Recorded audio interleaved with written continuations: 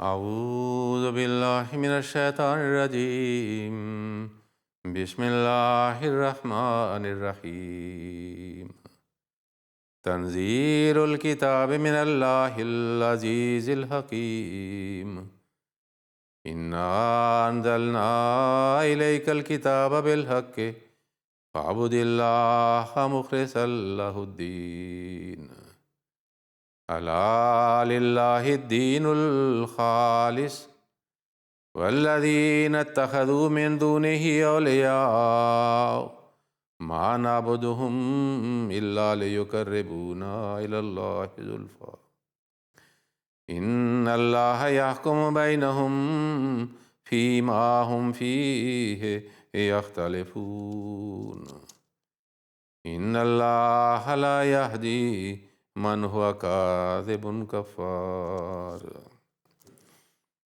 Au nom d'Allah, le gracieux, le miséricordieux, la révélation de ce livre est d'Allah, le puissant, le sage. Assurément, c'est nous qui t'avons révélé le livre avec vérité. Adore donc Allah, étant sincère envers lui dans ta foi. Et écoutez, c'est uniquement à Allah qu'est due l'obéissance sincère aux ceux qui en prennent d'autres en dehors de lui. Pour protecteurs disent, nous les servons seulement pour qu'ils nous rapprochent d'Allah. Assurément, Allah jugera entre eux à propos de ce sur quoi ils étaient en désaccord. Assurément, Allah ne guide pas celui qui est un menteur ingrat. Comme c'est-à-dire, j'avais mentionné que dans le dars de mois de Ramadan, j'ai essayé de rester sur le sujet de la vie, de caractère et de la personnalité de Saint-Prophète sallallahu alayhi wa sallam. Même cela est exposé par ses œuvres ou par ses paroles. Le sujet de dars d'aujourd'hui est concernant l'amour de Saint-Prophète sallallahu alayhi wa sallam pour l'unicité de Dieu et jalousie pour cette unicité de Dieu. Lorsque nous étudions la vie de Saint-Prophète sallallahu alayhi wa sallam, ses paroles, ses actes d'adoration, ses œuvres, ses actions, ses réactions, soit par la bouche, soit par les actes, nous trouvons que tout cela est autour de l'amour de Dieu, de son unicité et la jalousie qui était dans son cœur pour son Maître céleste.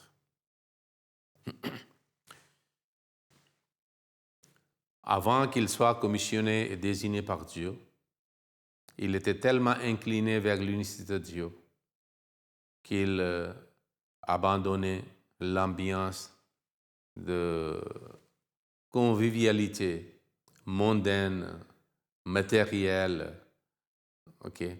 et des idolâtres, et allait passer les jours et les semaines dans le grotte de Hira, comme nous savons tous.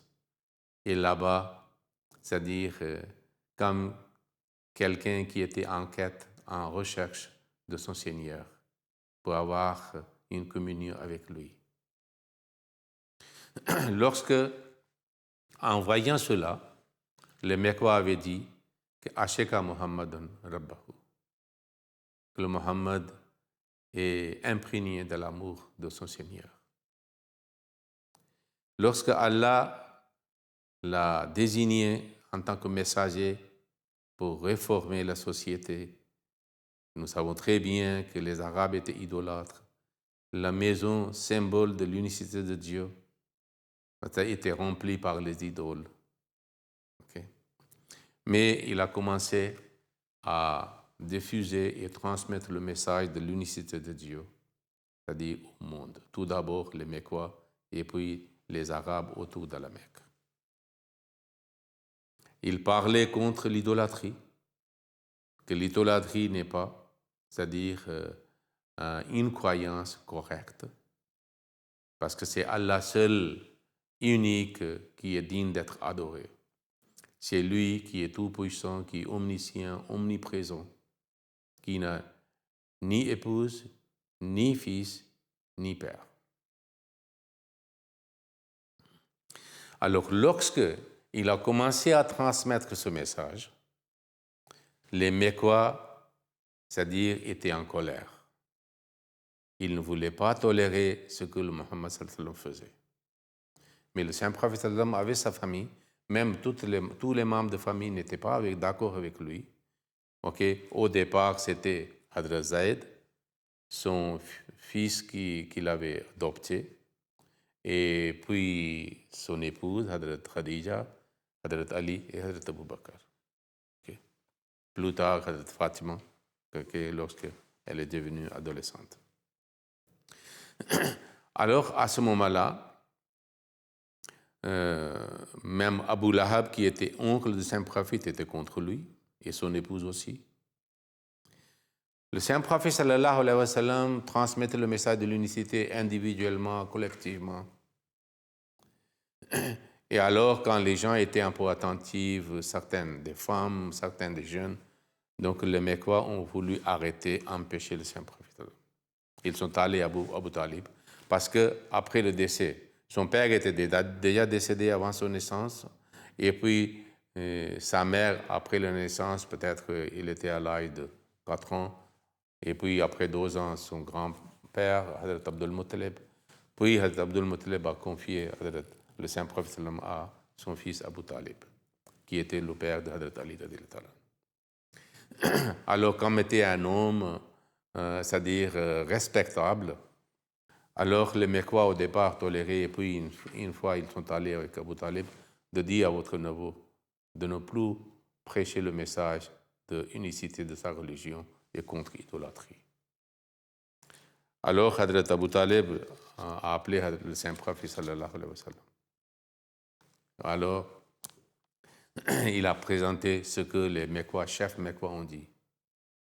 Et puis il a mentionné que ça devient plus en plus insupportable pour moi de vous protéger et de rester, c'est-à-dire de résister contre ce qu'ils disent. Le saint prophète sallallahu alayhi wa sallam aimait son message, aimait l'unicité de Dieu, aimait son créateur. Tel, il a dit aux oncles, si vous ne pouvez pas me protéger, vous pouvez enlever ma protection. Mais ce qui est ma mission, je dois l'accomplir. Même si les Arabes, eux, ils mettent le soleil à ma main droite, et la lune à ma main gauche. Je ne peux pas m'arrêter. Alors, à ce moment-là, Abu Talib a compris que mon neveu est dans un autre état, complètement dans un autre état. Alors, il se mit d'accord que moi, je resterai votre protecteur tant que je suis vivant.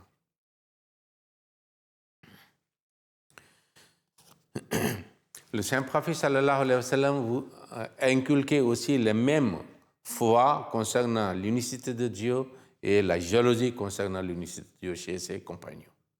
Lorsqu'il voyait que la façon qu'il dise quelque chose, c'est contre son unicité de Dieu, alors il le corrigeait. Hazrat Ibn Abbas radhiyallahu ta'ala nous dit que une fois, quelqu'un a dit ce que Allah veut et ce que le saint prophète veut soit accompli. Le saint prophète sallallahu alayhi wa sallam a dit que non, ce n'est pas correct. Dites seulement ce que Allah veut. Ainsi, la moindre inclination vers, c'est-à-dire shirk, associé, attribuer une association à Allah, a été supprimée par lui. Les mouchriquines ont demandé, c'est-à-dire la généalogie de Allah, votre Rab.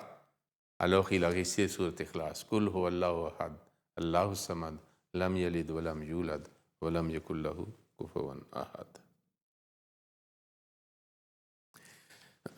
Une fois,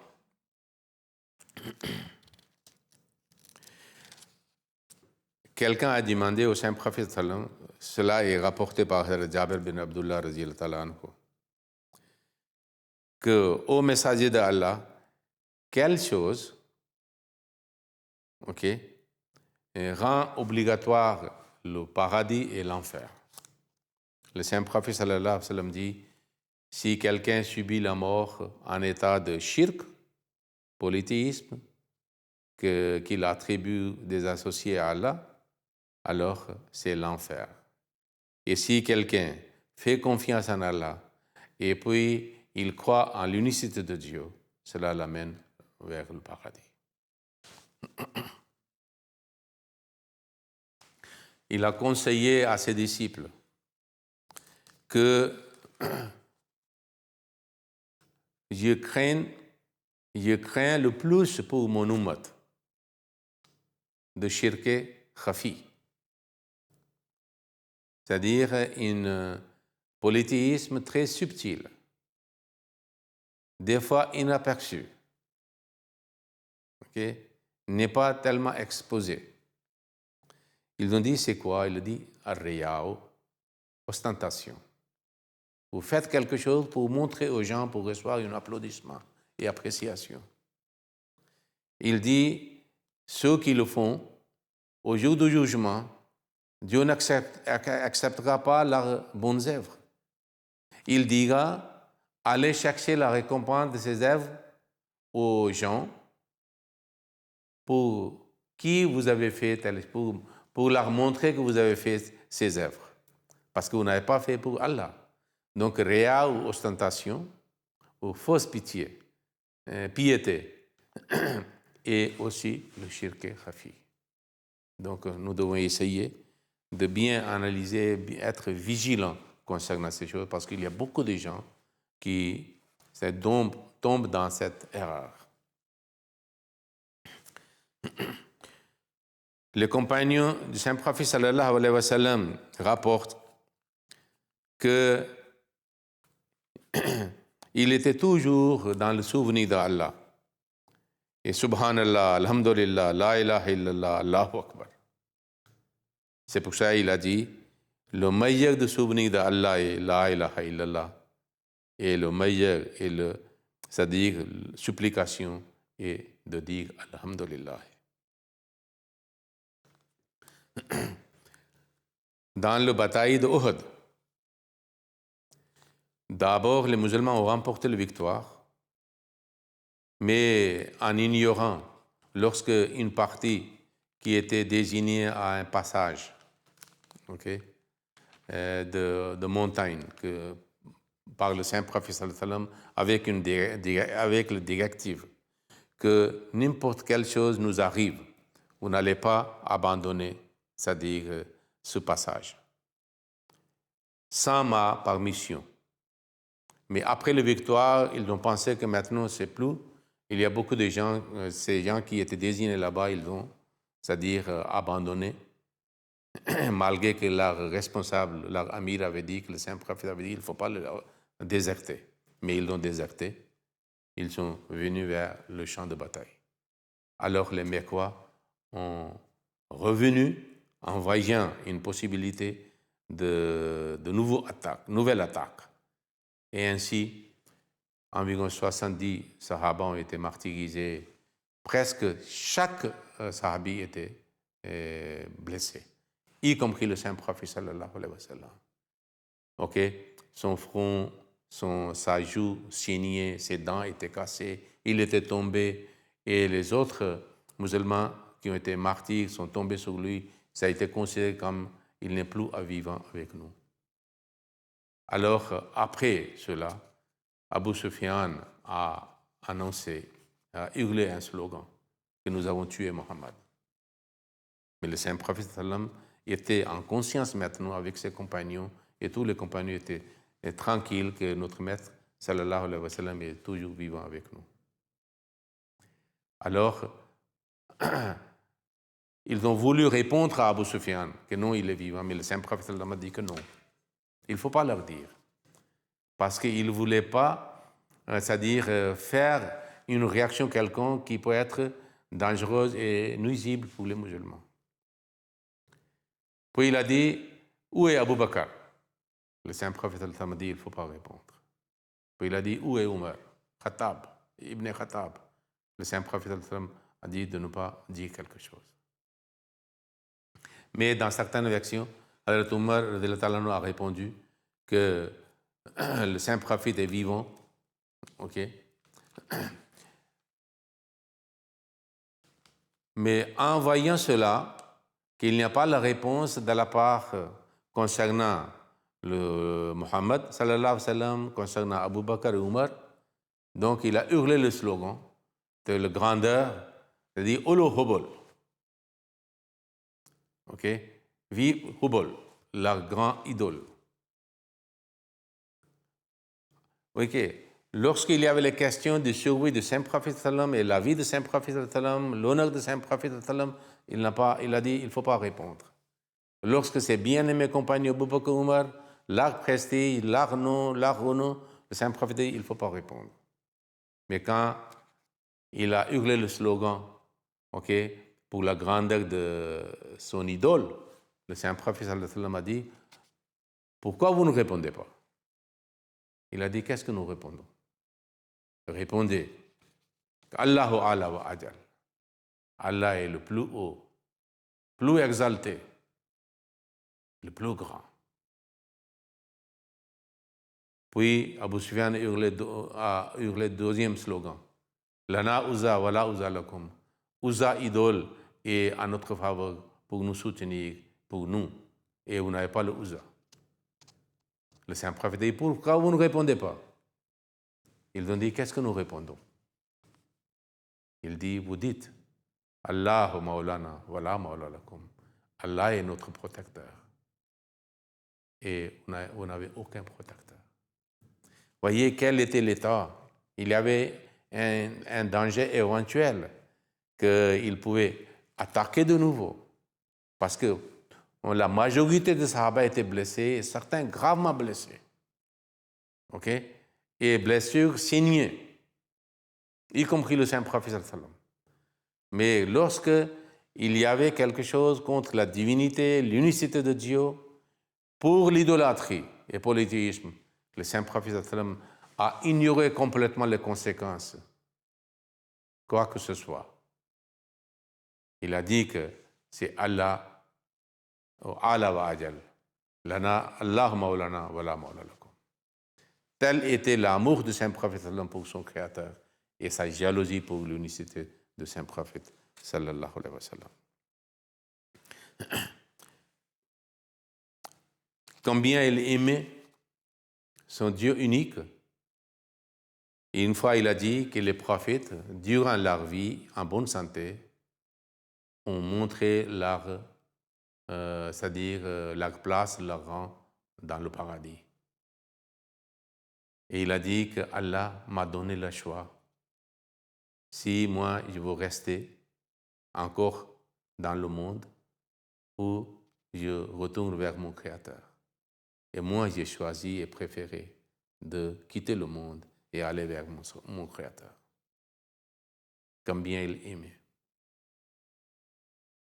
C'est pour ça, une fois, il avait dit que moi, dans le monde, je suis comme un passager qui voyage sur un chameau dans le désert. Et puis, quand il voit, lors de son voyage, un arbre avec un ombre, et alors il reste, repose un peu là-bas. Et après, il, c'est-à-dire, reprend son voyage. Donc, ce repos est pour moi le monde. Okay. Combien il aimait que Dieu seul doit être adoré et aucun être humain. Okay. Et c'est Dieu qui est la cause de création de toutes les choses. Et c'est Dieu qui fait tout ce qui se passe dans cet univers. Au moment de Hudaybiyah, les musulmans avaient fort besoin de l'eau. Il n'y avait pas l'eau. Et Allah a fait une pluie torrentielle pendant la nuit. Et le matin, partout où il y avait l'eau, ils ont rempli leurs besoins. Mais il y a certains qui ont dit quelque chose, que comme il y a certaines étoiles, et leurs effets ont fait la pluie sur la terre. Le Saint Prophète, lorsqu'il a appris, après la prière de Fajr, il a fait un daras, un prêche. Il a dit que ceux qui croient et qui ont dit que c'est Allah qui a fait, c'est eux qui refusent les effets des étoiles, que les étoiles, à cause de telle et telle étoile, il y a eu le pluie. Et ceux qui disent c'est Allah qui a fait, ils sont des vrais croyants. Parce qu'ils ne voulaient pas qu'au lieu de Allah, une autre chose pour causer, ça dit quelque chose. Durant le dernier jour de sa vie, lorsqu'il était sur le lit de mort, une idée l'a laissé perplexe, inquiet, soucieux, parce qu'il n'aimait pas qu'il soit adoré, comme suivant de certaines religions adorent, c'est-à-dire leur prophète ou attribue la divinité à leur prophète respectif. Il a dit « La'ana Allahu al-Yahuda wa nasara » qu'Allah maudit les Juifs et les chrétiens. « Ittakhadhu qubura anbiya'ihim masajida » Ils ont pris les tombes de leurs prophètes comme le lieu de prosternation. Il a interdit, il n'a pas aimé que ses suivants tombent dans le même shirk, dans la même idolâtrie et le polythéisme. Mais malgré cela, certains musulmans ont ignoré ce conseil et exhortation de Saint-Prophète, qu'il adore, il demande aux morts. Mais le Saint-Prophète sallallahu alayhi wa sallam n'a pas aimé cela. Alors, le dernier moment de sa vie, comment il a pensé? Il était sur le lit, il disait Allahumma bir rafiq al-ala, Allahumma bir rafiq al-ala. Oh Allah, mon ami, le plus exalté et le plus élevé, le plus haut. Ça veut dire, je vais, c'est-à-dire retourner vers mon Allah, qui est le plus exalté, mon ami, okay? Le plus exalté et le plus haut, le plus élevé. Voyez le cas il y a une comparaison, on peut le faire. Cela signifie qu'il a accompli sa mission avec toute clarté. Maintenant, tranquillement, il voulait se rendre auprès de ce Seigneur. Le Moïse n'a pas connu ça, parce qu'il n'a pas pu conquérir la terre promise. Il n'a pas pu entrer dans la terre promise. Selon les chrétiens, parce qu'il dit il est mort, Jésus est mort sous la croix, qu'est-ce qu'il a dit? Eli, Eli, lama sabachthani. Pourquoi tu m'as abandonné? Nous disons qu'il n'est pas mort. Il est mort après avoir accompli sa mission. Plus tard, à l'âge de 120 ans. Mais voyez, comme c'est l'écriture et la compréhension, on fait la comparaison comme ça. Mais le Saint-Prophète sallallahu alayhi wa sallam a dit Allahumma bir rafiq al-ala. Toute la vie, c'est-à-dire, il était le champion pour le diffuser du message de l'unicité de Dieu. Toute sa vie, il a montré la jalousie et l'amour pour son Dieu unique, okay, et pour son unicité. Et le dernier mot sorti de sa bouche était aussi que je vais me rendre auprès de mon ami céleste, le plus élevé, le plus exalté. Allahumma salli ala Muhammadin wa ala ali Muhammadin wa barik wa sallam innaka hamidun majid.